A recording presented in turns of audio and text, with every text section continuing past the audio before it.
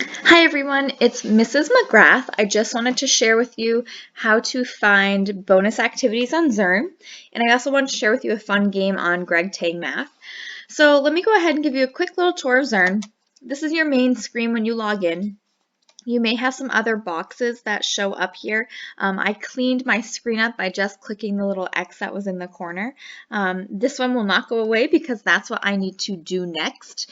Zearn is great because it always kind of keeps up with where you're at and will tell you what you need to do next. So it's telling me I need to do my number gym before I can go any further.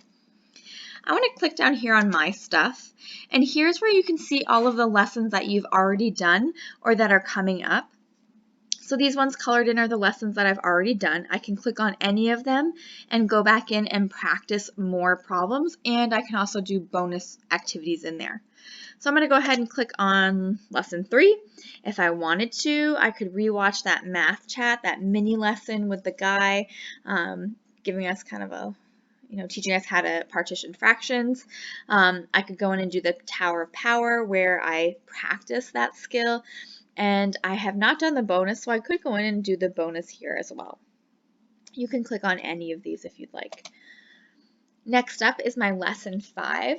I can click on it. It says it's unlocked, but then when I look at all of these activities, they are still locked because I have to do that number gym first. So my next up is smart, and it knows exactly what I need to do in order to get in here. So I have to go back to that next up tab. I have to do the number gym, and then it will let me get into that lesson. So that's about it for Zearn. As for Greg Tang, if you go to gregtangmath.com, you don't need a username, you don't need a password. It's easy to just pop in and play a quick game or two. If you click on the Games tab and then slide on down, these are seven games here that are all fluency related, basic math facts of adding, subtracting, multiplying, dividing.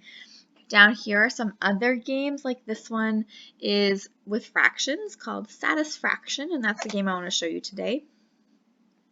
There are some concepts on here that we haven't talked about yet with fractions, but feel free to play around and see if you can figure them out for yourself.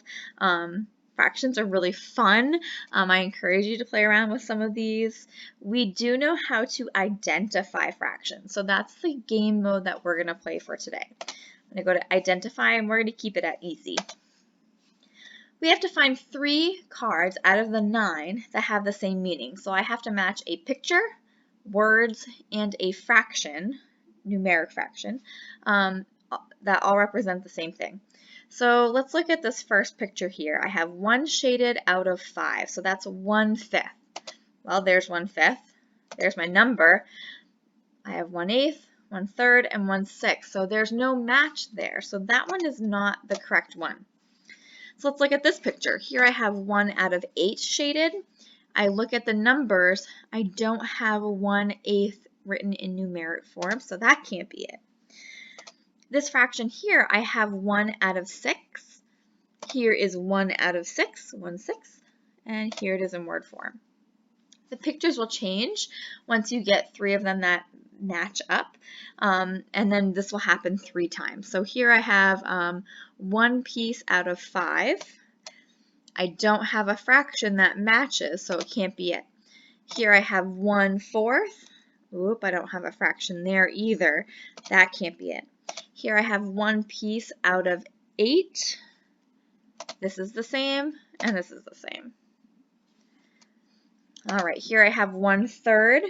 I see it in words, and I also see it in numeric form. And it kind of tracks your time if you want to play against yourself and see how quickly you can. Give yourself a little competition, feel free.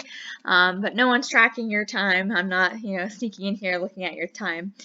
So have fun with it. Feel free to go in and work on maybe comparing fractions.